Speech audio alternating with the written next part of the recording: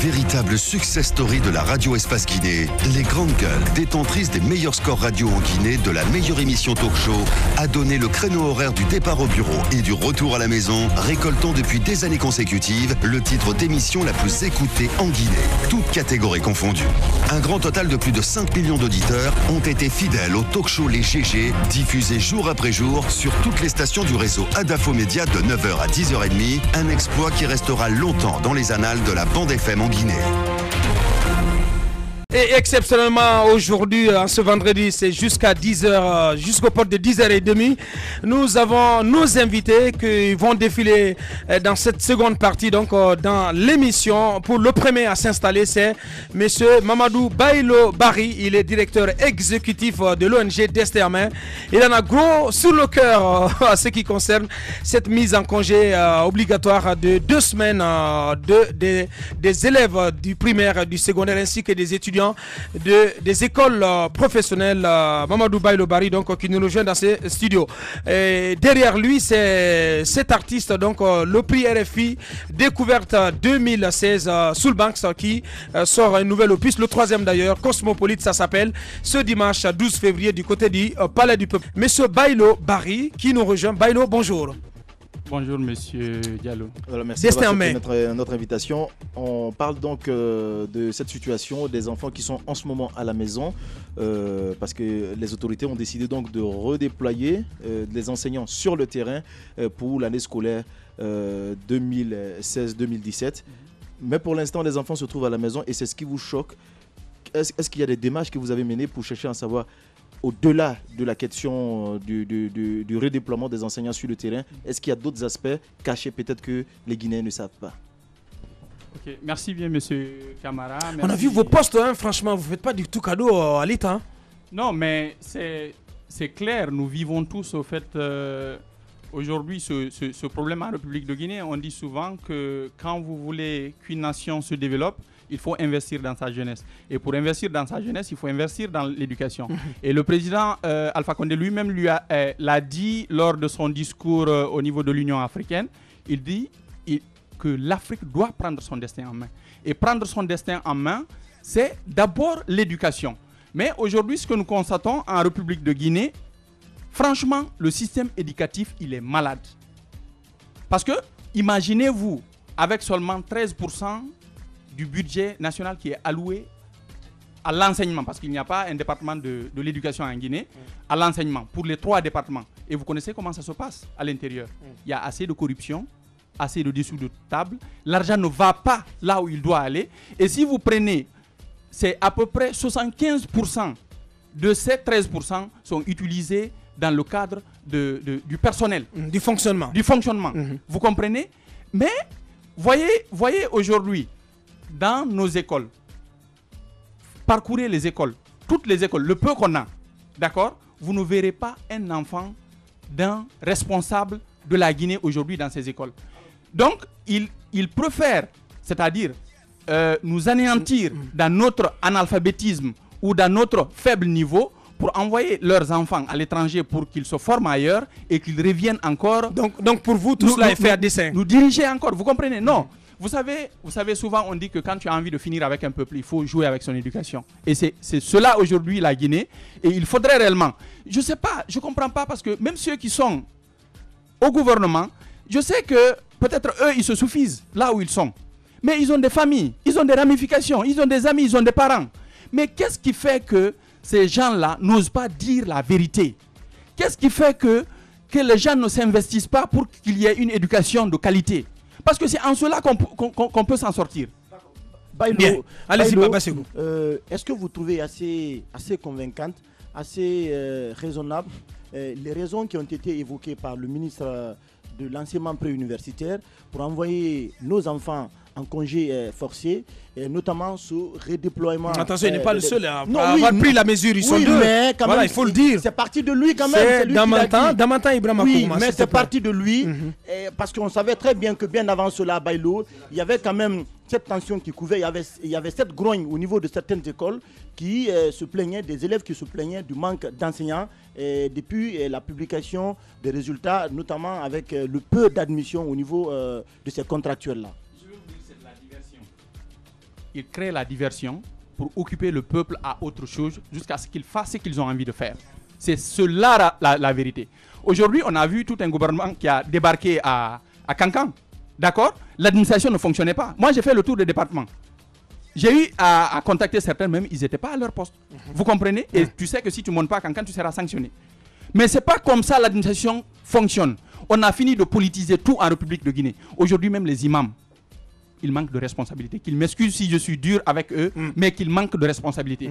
Mais il faut dire les choses de manière crue. C'est ça en fait le problème. Ouais. Parce qu'on dit diriger, c'est prévoir. Il faudrait réellement que tu puisses prévoir des choses qui pourraient venir plus tard. Mais si tu ne sais pas réellement proposer des choses et anticiper, il faut qu'il y ait de l'anticipation. Mais de fait qu'il n'y a pas de l'anticipation, on tombe dans le chaos. Parce que je ne peux pas comprendre qu'on donne, c'est-à-dire 13 jours, parce que 12 jours de congé, parce que c'est depuis le premier. Depuis le premier, on a demandé aux enfants de rentrer. Jusqu'au dimanche 12. D'accord? Jusqu'au 12, mais c'est le 13 parce que le 12 c'est un week-end. Ils ne peuvent pas aller à l'école, c'est le 13 que les enfants vont reprendre. Mais on ne peut pas comprendre, même s'ils vont déployer, c'est au fait ceux qu'ils ont sélectionnés pour essayer de remplacer les contractuels qui étaient en classe. Mais est-ce que ces gens-là, ils ont la pédagogie qu'il faut, ou bien est-ce qu'ils ont préparé les cours pour aller donner ces enfants en milieu scolaire? Parce que déjà, ils ont passé... de l'année scolaire. Oui, de l'année scolaire. Ils ont déjà passé un trimestre. Ces enfants ne sont pas habitués à ces gens. Les enseignants qui viennent n'ont pas préparé déjà les cours. Ils ne savent pas à quel niveau les élèves sont arrêtés. Mais attention, la plupart de ces nouveaux enseignants, ils étaient déjà enseignants dans le non, privé. Mais attendez, quand même. N'est pas le même. Abakar, je peux pas. Je sais de quoi je parle. Oui, je comprends. Ça ne peut pas passer. Ça ne peut pas passer. Vous pensez que c'est des gens... Attendez, vous pensez que c'est des gens ramassés dans la rue? Vous pensez que c'est des gens ramassés dans la rue? Attendez, quand même. Mais il faut qu'on arrête de colmater les choses. C'est pas des gens ramassés dans la rue, s'il te plaît, Bassegou. Non, du tout. Pas du tout. Je voudrais dire... C'est des intellectuels, ça. Ok, je voudrais dire, il faut qu'on arrête de colmater les choses en Guinée. Les choses sont claires. D'accord? L'éducation, quels sont ceux qui sont censés, au fait, s'occuper de l'éducation? Qu'ils fassent leur travail. Oui. On n'a pas à attendre au milieu de l'année comme ça pour essayer de décréter des choses tandis que leurs enfants sont de l'autre côté. Voilà, on ne peut pas l'accepter. Mais ce qui me fait mal avec le peuple, c'est que le peuple lui-même manque de responsabilité. Il les grandes gueules. Justement, le peuple ne sait pas ce qu'il veut. Moi, je ne suis pas en train d'inciter. Je n'incite pas. Que peut faire le peuple? Ce que peut faire le peuple. C'est-à-dire les enseignants. Non, mais attendez, on va laisser l'invité répondre. Oui. Excusez. Il y a des choses qu'on peut consommer, il y a d'autres qu'on ne peut pas consommer. En République de Guinée, nous ignorons nos droits et nos devoirs. C'est d'abord la base. Parce que si tu ne connais pas ton droit, tu ne peux pas le réclamer. Si tu ne connais pas ton devoir, tu ne peux pas l'exécuter. Donc c'est en cela que le peuple est réellement, c'est dans ça qu'on l'a induit. Vous voyez? Maintenant, la responsabilité du peuple de l'autre côté, ce qu'il doit faire, c'est il faudrait réellement qu'il se lève, qu'il réclame ce qui lui revient de droit. Non, excusez. En faisant des manifestations? Non, moi je n'irai pas dans ce sens-là. Parce qu'aujourd'hui, tout est politisé en République de Guinée. Quand vous organisez une manifestation tout à l'heure, ils vont me coller déjà des gens qui sont en train de l'écrire. Oui, c'est Bailo, oui, Bari. Mais moi, je m'en gobe de cela. Écoutez, je fais ce que j'ai à faire. Je dirai les mots. Je suis pour que le peuple soit dans ses droits. Bien. Il faudrait réellement que le peuple prenne son destin. Je suis d'accord avec Bailo, mais comme vous demandez la stratégie, moi je pense que la stratégie est simple. J'ai toujours condamné cette situation. Qu'est-ce que j'ai dit? Je me suis dit que les parents pouvaient prendre l'initiative de dire aux enfants, sortez, allez-y à l'école. Allez-y à l'école. Ben allez-y. Même s'il n'y a pas d'enseignants, allez vous asseoir en classe. Et j'allais voir des agents de sécurité, des forces de sécurité, chasser des enfants pour dire n'allez pas à l'école, allez-y à la maison. Ça, on allait voir aussi ce que ça allait donner. Je pense que les parents auraient dû demander aux enfants. Seulement, ils ne sont pas organisés. Il n'y a pas de problème.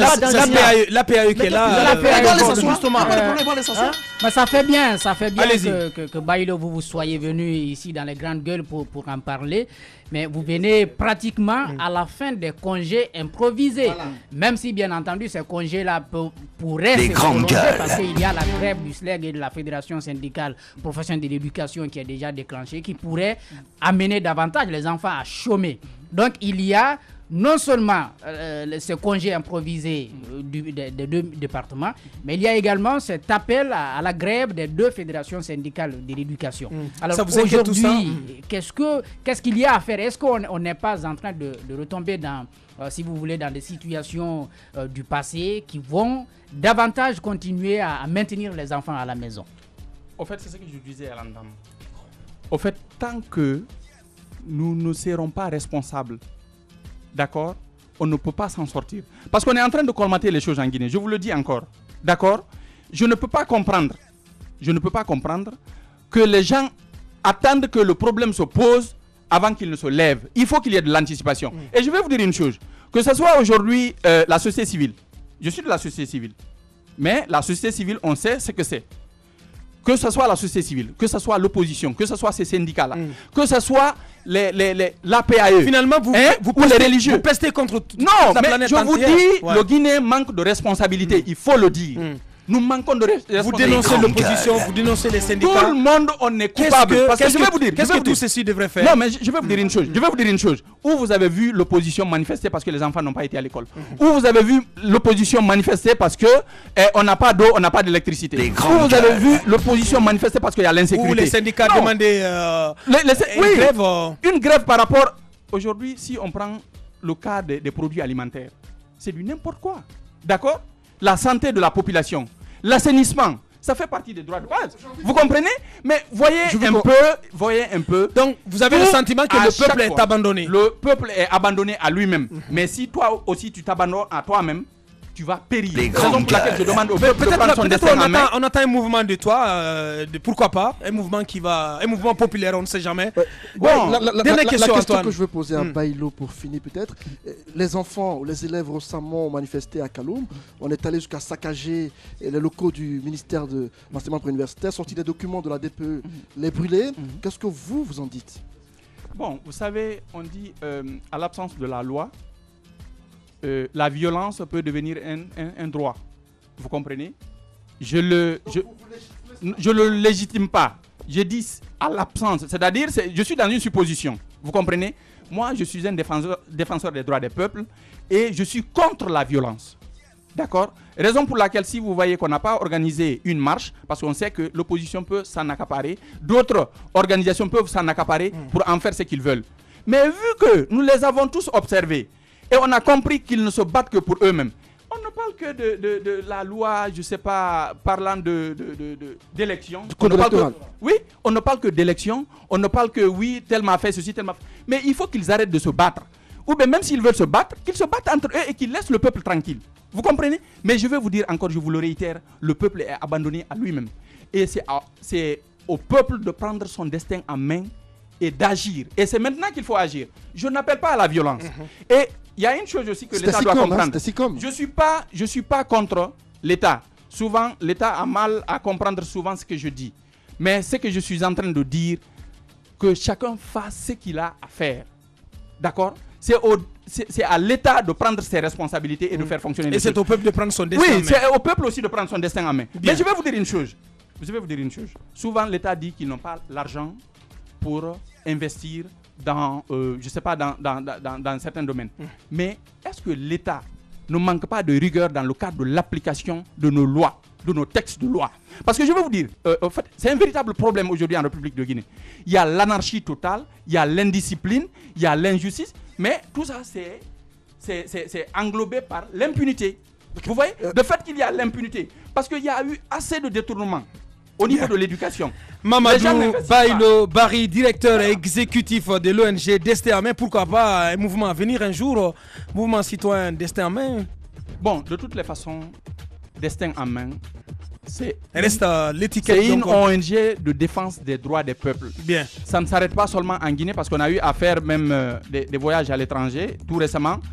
Pour ne pas dire, tout à l'heure, il a eu à poser la question que pourquoi, lui, je crois, M. Jacques, il a dit qu'on est venu à la dernière minute, c'est vers la fin de ces congés forcés qu'on s'est présenté là. Mais nous sommes en train de travailler sur le terrain, on travaille même avec Conakry, capitale mondiale du livre, que je salue de passage, vous comprenez? Et on est lauréat du prix jeunesse de la francophonie dans le cadre de l'éducation. Au-delà des dénonciations, qu'est-ce que vous allez faire? pour pousser le peuple à réclamer ses droits? Pour pousser le peuple à réclamer ses droits. Quels sont les autres moyens d'action à votre disposition? Bon, c'est-à-dire, nous irons nous irons parce que en fait, l'État n'était pas là, on savait pas où aller se plaindre. Vous continuez à dénoncer l'État était à Cancan, sur les réseaux sociaux, etc., etc. Mais est-ce que on va vous retrouver sur un autre terrain dans le cadre des mêmes réclamations? Oui, en fait, nous sommes en train de faire de la consultation actuellement, mais comme le gouvernement était à Cancan, raison pour laquelle on ne pouvait pas réagir. Bien. Donc on attend. Donc pourquoi pas on ira rencontrer les départements en charge de l'enseignement, de l'éducation, tout en leur demandant même de nous mettre un département d'éducation parce que c'est l'éducation qui pourrait trouver solution à nos problèmes. Bien. Vous comprenez? Bien. Et de l'autre côté, donc des actions donc à venir avec cette ONG Destin en Mer. Nous avons reçu son directeur exécutif, monsieur Mamadou Bailo Barry. Il était notre invité. Merci d'être passé. À la prochaine. Dans un instant, notre second invité. Les grandes gueules de Radio Espace, véritables fins finaux dont les folles et espiègles fréquentations font le délice des millions d'auditeurs et téléspectateurs. Ahmed, Moïse,